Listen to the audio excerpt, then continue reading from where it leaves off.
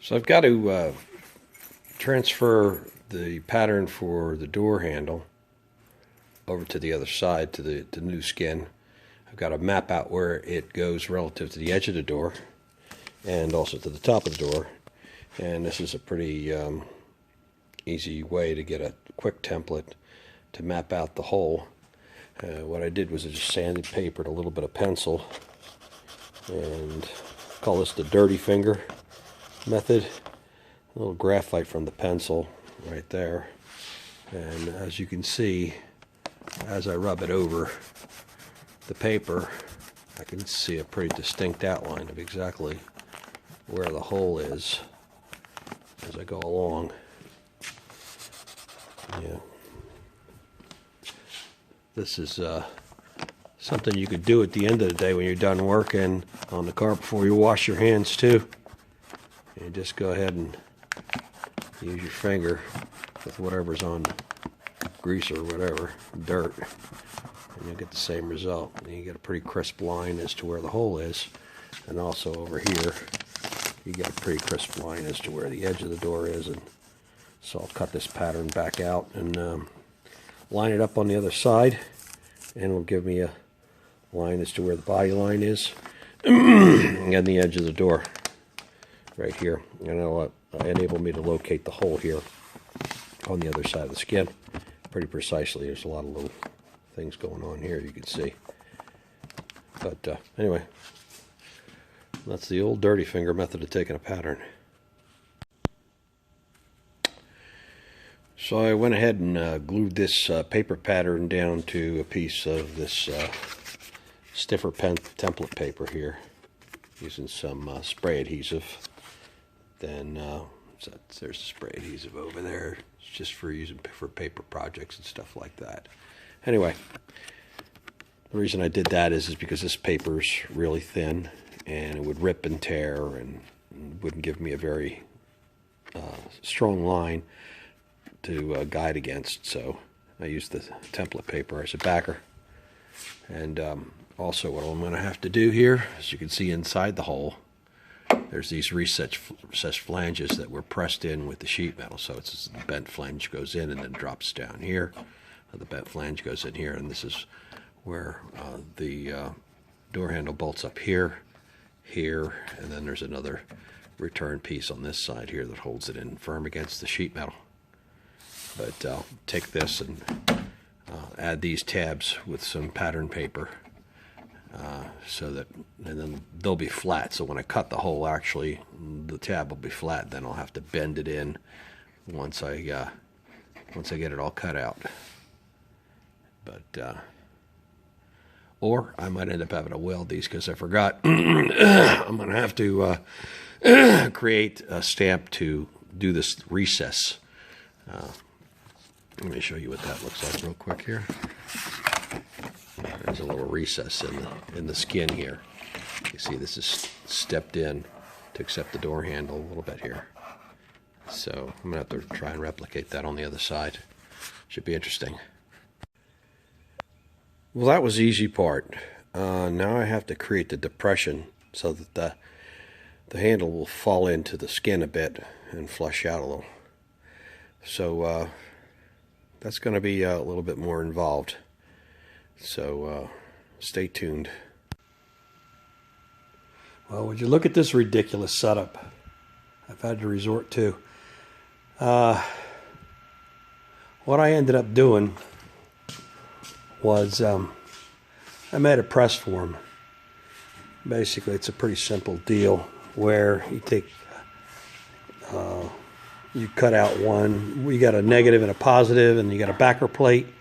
And usually all you have to do is put some bolts through it, pull the bolts, torque the bolts, and it'll squeeze down and it'll make the impression you need to make. Well, I spent a couple of days making that piece. Unfortunately, with everything else with this 045, it did not want to move at all. It actually bent the 3/16 metal instead of making the impression that I wanted to make. So, I had this old English wheel frame that I had made up a long time ago. It's been sitting around for probably about 15 years. I haven't had any use for it till now. I needed something that I could put some real pressure on this thing with. So you see I got a metal pin here, and believe it or not, Ford Power fits right into a pocket that was in the bottom of this thing. So I'm just slowly working my way around, squeezing the two halves of the press form together. Here, as you can see, the bottom half of it right there. Like I said, normally all you would have to do is torque those bolts together real nice and gently. It did two things. I used case hardened bolts, manifold bolts. It stripped the threads off of that first, and didn't make any impression at all. I mean, at all in the metal. And then it bent the, it's mild steel, so the 3/16 steel that I use is just a little bit too light. I guess I probably needed to brace it and use bigger bolts and blah, blah, blah. So just for one door impression, I've been working on this for probably about 2 days until finally I got this ridiculous thing. You see, I've got it suspended from my engine hoist really nicely, so it's all very well balanced and all that. So yes, so really clever, huh? Anyway, well, all things considered, it's not horrible. It's a little shallow over here. This bottom edge is not 100% right. Need a little touch up there, but pretty much this guy goes in here and then it slides down and locks in like that. And it has a slight, it's not completely recessed, but it has a slight recess to it, just so it's not sitting up on the surface. I don't know why I felt like I needed to bother with all this, but I did this same door handle on my Dodge Charger, and they were the Dodge Charger skins, and I didn't bother with this impression. I just put the door handle right on the surface, and it doesn't look bad. But I don't know, felt like a challenge, and that's exactly what it was. So that's where we're at with that. And you can take a look at this.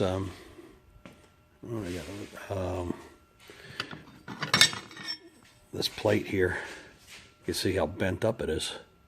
It's supposed to sit flat in this form here, and it's rocking and rolling all around. That's how much it bent just from tightening these two bolts down. So I'll let that be a lesson to you.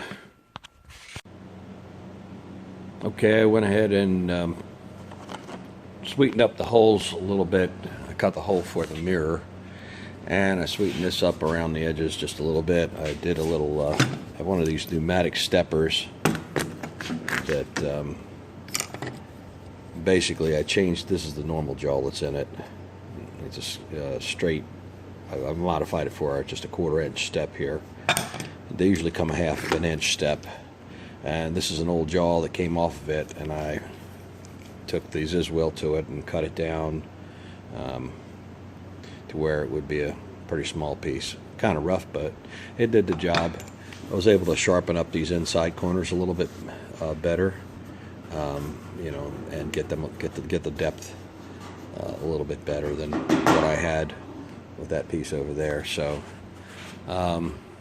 yeah, so whatever port in a storm, that worked for now, and we'll just move on. I'm getting ready to cut this across here and weld these two pieces together. This is the upper piece of the old skin, the crash door skin, and I'll mend them together. That way this already has the flange on it and everything that hangs on to the top of the door that receives all the rubber moldings and everything. So, and it also has this detail here, which that'd be a bit difficult to replicate right here. You'd be hammering and dollying forever or whatever. I don't even know how you'd go about that, truthfully. But anyway, that's where I'm at with this. So I've finally added these two tabs that they're bent in like that to the pattern, so that I can add them to the door, which will be the place where the back side of the door handle, these two bolts here, fish through, and that's what secures it to the door. And hopefully I can match the exact location and everything will go hunky-dory. And then from that point on, I can proceed to paint the inner edges of this panel so that I can finally hang it on the car. Just a little tip for when you're building or making small tabs like this that would be very difficult to handle once they get cut out. As far as drilling out the holes, the best thing to do is just go ahead and drill the holes and clean everything up while it's still part of the larger piece of material. That way, you know, you don't have it swinging around in the drill press or whatever. So just a little tip I've learned the hard way over the years. Go ahead and drill the holes out first and then cut it out.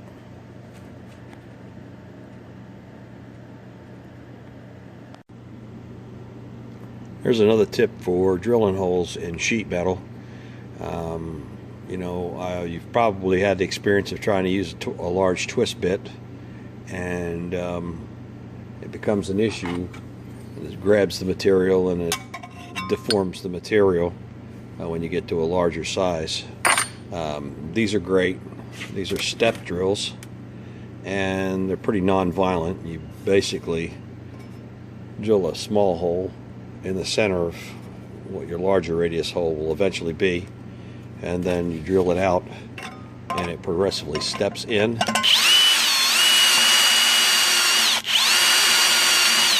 up to the size that you need. And it works pretty good because, like I said, the twist bits have a tendency to grab sheet metal and they'll distort it or twist it, especially thinner stuff. This is not too bad. This is the 045. But if I was going to drill a hole in something, you know, thinner than this, this is the way to go. You start with, like I said, a tiny hole, and then this it gradually steps up to the size that you need it. I think they get them at Harbor Freight, just about anywhere online and so forth. But pretty cool little drill bit.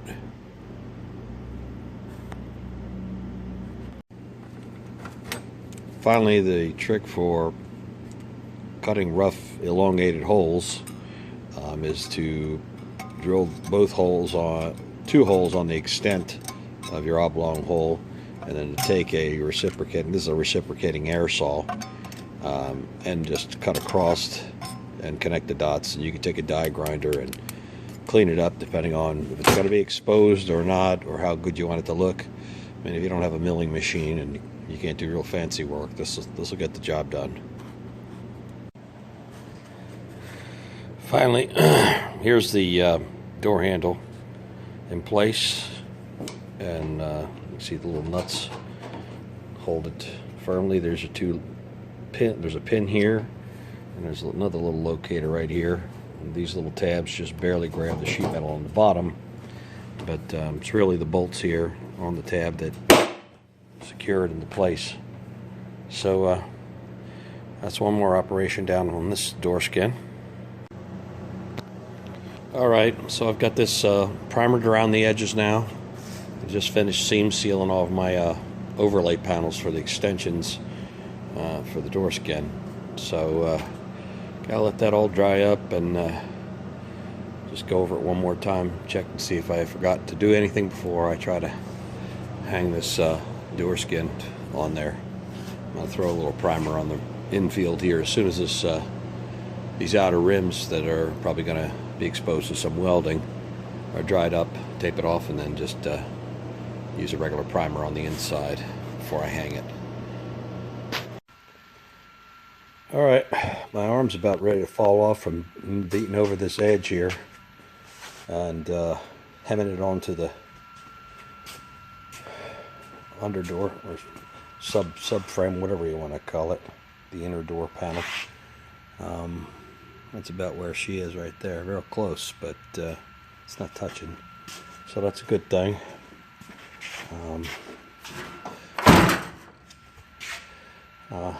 Closes pretty good, so pretty happy about that. Yeah, not looking forward to doing another one of these, I can tell you that much, man. My arm is sore, my shoulder's sore, but I think it turned out okay.